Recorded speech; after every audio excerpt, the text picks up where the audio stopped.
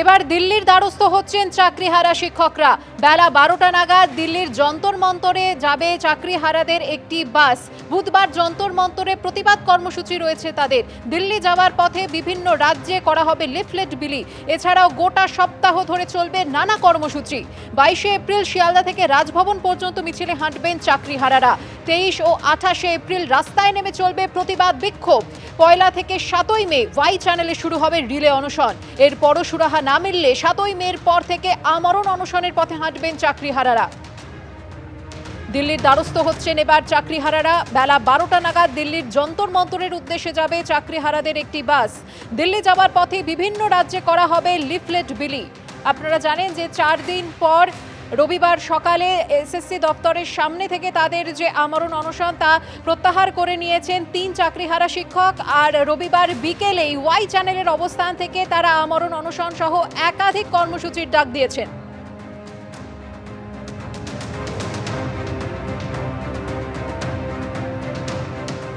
মুর্শিদাবাদের ভয়ঙ্কর পরিস্থিতি। সাগরদিঘিতে মোতায়েন হয়েছে সিআরপিএফ। আর সিআরপিএফ ক্যাম্পে গিয়ে প্রয়োজনীয় পরামর্শ দিলেন সিআরপিএফ এর আইজি।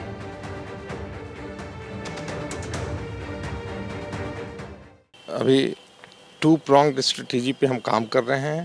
जो अति प्रभावित जगह है वहाँ हमने अपने ट्रुप्स जो एंटी रॉयट में प्रशिक्षित आरएएफ की कंपनीज हैं उनको हमने तैनात किया है और वो वहाँ तैनात होकर अपने कार्रवाइयों से लोगों के बीच विश्वास बहाल करेंगे। और उसके अलावे हम लोग फ्लैग मार्च और इंटीरियर्स में पेट्रोलिंग ये इसको हम लोग अभी तवज्जो देंगे। जहाँ जहाँ आप लोग जाएंगे, हम लोग बीएसएफ जब जा रहे थे हम लोग देखे कि उन लोगों के ऊपर भी बहुत सारे एलिगेशन ला रहे हैं, बहुत सारा ऐसा है। तो अगर शांति रखने के लिए कितना स्ट्रॉन्ग एक्शन लेना चाहेंगे आप लोग? नहीं, हम लोग प्रभावी और स्ट्रॉन्ग एक्शन लेंगे, लेकिन बिना किसी पूर्वाग्रह के और बिना किसी कंडीशन के हम लोग शांतिपूर्ण action, effective action, strong action हम लोग लेंगे। स्थानीय प्रशासन के साथ भी तालमेल है और हम लोग उसी स्तर पर कार्रवाई सुनिश्चित करेंगे। बिल्कुल, लोग मिलेंगे, अपने तकलीफ़ को बताएंगे तो हम सुनेंगे और उचित स्तर पे उनके तकलीफ़ों को, उनकी समस्याओं को हम लेंगे भी और स्थानीय स्तर पर जहां तक संभव हो पाएगा हम उनको निदान करेंगे। মুর্শিদাবাদের অশান্তির ঘটনায় এবার গভীর ষড়যন্ত্রের অভিযোগ তুললেন কুণাল ঘোষ। তার বিস্ফোরক অভিযোগ যে বিএসএফ এর একাংশের সহযোগিতায় সীমান্ত দিয়ে আপত্তিকর হামলাকারীদের ঢুকিয়ে গন্ডগোল করানো হয়েছে। শুনুন। একটা অভিযোগ আসছে যে বিএসএফ এর একাংশের সহযোগিতায় সীমান্ত থেকে কিছু আপত্তিকর হামলাকারীকে ঢুকিয়ে বাংলাকে বদনাম করার জন্য, ইস্যু করার জন্য, প্ররোচনা দেওয়ার জন্য এই গন্ডগোল করানো হয়েছে।